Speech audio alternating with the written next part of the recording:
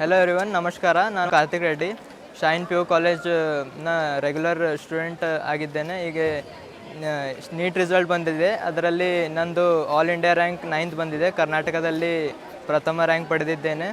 ಈ ರಿಸಲ್ಟ್ ನೋಡಿ ತುಂಬ ಖುಷಿ ಆಗ್ತಾಯಿದೆ. ಮನೆಯಲ್ಲಿ ಪೇರೆಂಟ್ಸ್ ಎಲ್ಲ, ಟೀಚರ್ಸ್ ಎಲ್ಲ ತುಂಬ ಖುಷಿಯಾಗಿದ್ದಾರೆ. ಇದೆಲ್ಲ ಪ್ರೌಡ್ ಮೂಮೆಂಟ್ ಆಗಿದೆ ಅವರಿಗೆ. ನನಗೂ ಇದು ತುಂಬ ಖುಷಿಯ ಕ್ಷಣವಾಗಿದೆ. ನನ್ನ ಲೈಫ್ನಲ್ಲಿ ಇಂಥ ಕ್ಷಣ ನಾನು ನೋಡಿರಲಿಲ್ಲ. ಅದಕ್ಕೆ ತುಂಬ ಖುಷಿ ಆಗ್ತಾಯಿದೆ.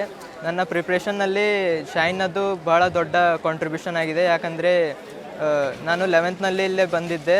ಆವಾಗಿನ ಹಿಡ್ದು ನಾನು ಮೊದಲ ದಿನದಲ್ಲೇ ಚೆನ್ನಾಗಿ ಅಭ್ಯಾಸ ಮಾಡ್ತಾಯಿದ್ದೆ. ಡೈಲಿ ನಾನು 10ರಿಂದ 12 ಗಂಟೆ ಓದ್ತಾ ಇದ್ದೆ. NCERT ಅನ್ನು ಫೋಕಸ್ ಮಾಡ್ತಾಯಿದ್ದೆ. ಅದರಲ್ಲಿ ಇಂಟೆಕ್ಸ್ಟ್ ಕ್ವಶನ್ಸ್, ಎಕ್ಸಸೈಸಸ್ ಮಾಡ್ತಾಯಿದ್ದೆ. ಮತ್ತು ಬೇರೆ ಬುಕ್ಸ್ನಿಂದಲೂ, ಶೈನ್ ಮಾಡ್ಯೂಲಿಂದಲೂ ಕ್ವಶನ್ಸ್ ಮಾಡ್ತಾಯಿದ್ದೆ. ಡೈಲಿ ನಾನು 10 to 12 ಅವರ್ಸ್ ಓದ್ತಾ ಇದ್ದೆ. ಅದರಿಂದ ನನಗೆ ಈ ಸಕ್ಸಸ್ ಬಂದಿದೆ. ಇವತ್ತು ಕರ್ನಾಟಕಕ್ಕೆ ಪ್ರಥಮ ರ್ಯಾಂಕ್ ಬಂದಿದೆ. ಅದಕ್ಕೆ ತುಂಬ ಖುಷಿ ಆಗ್ತಾಯಿದೆ.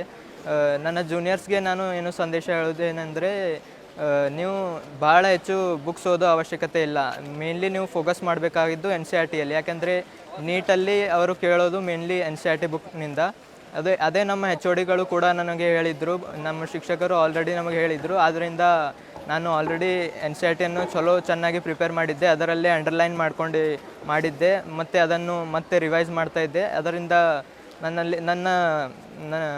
ನನ್ನ ಮೈಂಡ್ನಲ್ಲಿ ಅದೇ ಮಾತು ಬಾರಿ ಬರೋದ್ರಿಂದ ಅದು ಪರ್ಫೆಕ್ಟ್ ಆಗಿರುತ್ತದೆ ನಮಗೆ.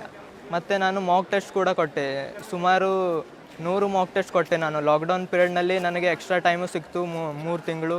ಆದ್ದರಿಂದ